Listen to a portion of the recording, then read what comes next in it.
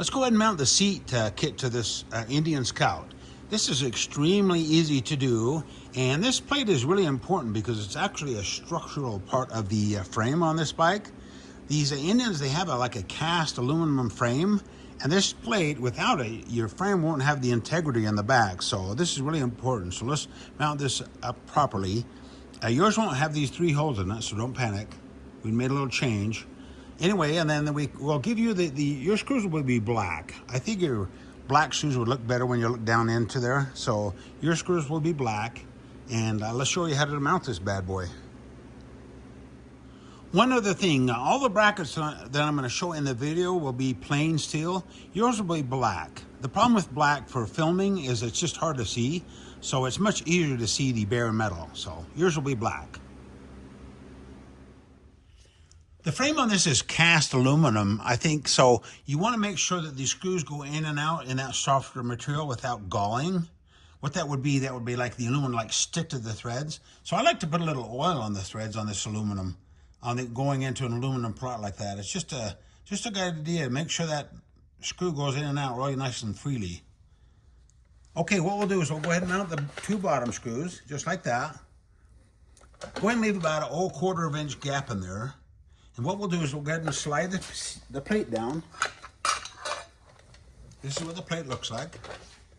It'll go to the flange to the back. These little tabs to the back too, just like that. We'll slide. Oh, make sure nothing protrudes down this area right here too. Make sure there's nothing that'll hit the plate or wires that'll get pinched in there. Slide that down in there like that. And then we'll put the 2 top screws in. Our next step is to trial fit the seat pan. Now yours will be black, so don't panic. We want to fit this on there before we put the springs and everything on it. Okay, what we do, we give you some rubber washers, 3 large rubber washers. Just put 1 or 2 on there, push them over that little nub in there. And the reason for that is we want this pan to slide on there. We want it to lift up a little bit in the back because it'll need clearance for the screws and then go into place. We don't want that to be too loose and rattly there, so I use 2. That's probably all you'll need is 2. We give you 3. Our next step is to put the bracket on the top of the plate there. I think I use the center hole. I think that might be the best place. We give you extra holes in case you need to move that back and forth, but let's start with the center hole. And go ahead and snug these up, washers on the top. I kind of like to center it. It'll have a little slop in it. I like to have it nice and square to the plate. Do that, and then we'll show you how to put the springs on it next. Let's mount the springs to the plate. This is pretty simple. Okay, you take the Allen wrench that we gave you in the kit, slide that through that little squiggly at the top. This is the top of the spring. Slide that through there, up to the bottom. Take your Allen button head Allen screw that we gave you in the kit. Push that on the hex, push that on nice and tight all the way. I'm going to be real careful though because I don't want it to fall off. Slide that down through there like that. Now you take the thick washer, slide that sideways through the spring, and you slide that through there.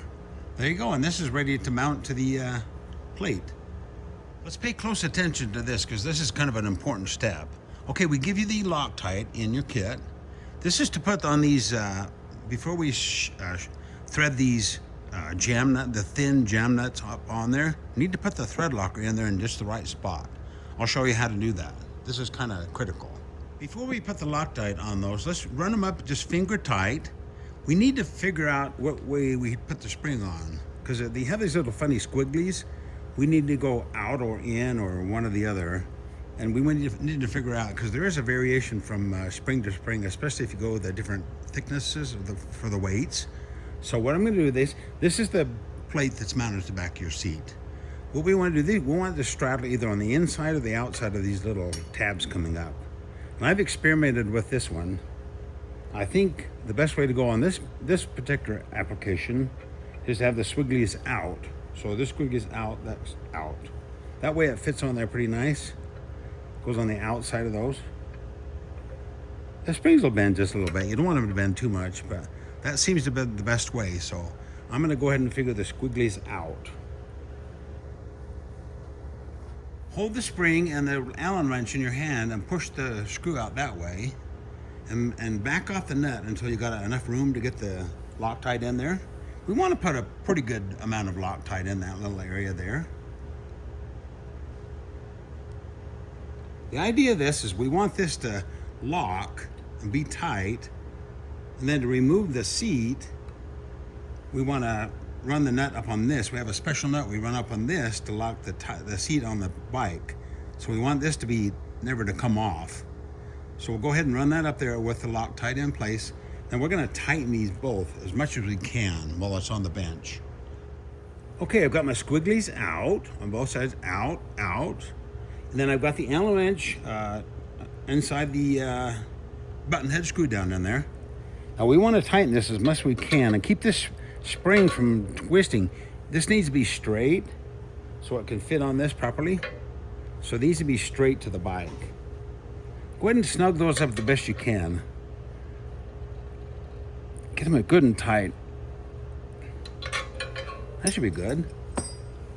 Okay, do both sides. They're gonna make sure you're straight. Then we'll check this, make sure there's no Loctite that leaks through, because we don't want that to lock that the screw that we're gonna use to put it on the bike. I took a rag and there was a little bit of residue in there. I'm gonna go ahead and wipe that off. Get that dry as you can on both sides. That looks good. Yours probably won't hang out quite this far. I'm not gonna use quite that long a screw, but anyway, okay, let's go. The next step is putting the seat on the plate. These brackets will be pre-installed on your seat. Just back these off just a little bit so that it moves a little bit, because we'll have to adjust it when it's on that pan. Okay, we want to just go ahead and put the seat on. We'll straddle the springs like I showed you earlier, and I'll show you how that bolts on. Okay, I use the button head screw on just on the outside of the bracket, and it goes through the spring, and then the big washer. Obviously, the big washer needs to be against that loop. That's so the nut won't suck through that loop. So that's how it goes. So you got the screw, bracket, lock, nut, and then the big washer. Do that on both sides. Make them the same. You don't want the seat to say cockeyed. Now we want to leave these loose, because we need to adjust this once we get the front bracket bolted on. With the screws and the springs loose, you don't want to tighten the springs yet. Go ahead and slide your bolt through. So you got the bolt on this side with the washer, and you got it goes through both holes. Then on this side, you got your 9-lock nut and the washer on this side. Now we can snug that up a little bit, but keep in mind, we need to keep this a little bit loose because this needs to pivot with the springs. So you can snug that up, but don't get too carried away. I'm gonna cover that in just a second. Anyway, you've got that all installed, so we can go ahead and tighten these screws on the bottom of the seat. You can do the front one through here, and you can get the back one through here. Get those nice and tight. There's steel inserts in that seat, so you can snug them up pretty good. Nothing but the best here at Blue Collar Bobbers. Okay, the last thing we want to do is tighten the springs. The reason we want to leave this last is we want the spring to be straight up and down. There's nothing that looks worse than have that spring on an angle. I see guys do that and they get too carried away and too fast. So when that's sitting on the bike, you want that spring to be straight up and down so it looks really nice and it works properly. Now that we'll go ahead and tighten these up. You can snug these up pretty good. And then we'll show you how to tighten the front bolt. The way this is designed, it's kind of hard to tighten it too much. It'll still swivel, but you can go ahead and snug that up. I like to have it so you don't have too much slop back and forth. Too much slop and it'll feel a little cheap. And then once you get that slop kind of taken out, a little bit's good, then it should be okay for it to swivel. It shouldn't be too tight. If you're gonna ride this thing a ton, it wouldn't hurt just to put a little drop of oil on both sides so this thing swivels and it won't wear out in that area. So anyway, once you do that, gosh, this thing's ready to put on the bike. A quick note before we put our seat on. Now the stud hanging out of the back of the seat will go down into this slot here on each side. And this jam nut is the same thickness of this metal here. So once that goes down in there, you can put the nuts on the bottom and it'll tighten it up real nice. That's how it works. Let me pan in on this. So when you put the seat on, make sure that jam nut goes down through that slot, like that. Time to mount this seat. Hooray! Okay, make sure that there's nothing sticking up here that the pan will hit. And then what we do, we just slide this in there like that, through the slot, and drop it down in there. Fits perfectly. Now, we give you these special nuts. They have kind of a swivel washer on them. They're kind of stinkers to get in there. You know what's sad is our first design, we had a single bolt right here. But what happened is the fender would come up and hit that bolt, because this goes up and down with the suspension, and when it bottomed out really hard, it would hit. So we came up with this idea to use the two side bolts. Okay, and then what we do, to get that bolt in this side, it's almost easier to put your hand in this way, just to start it in there. Be careful not to drop this down into the drive bolt area down there in the drive belt. You don't want to do that. Okay, that one's on there. Snug it up with my fingers. I'll put that one on.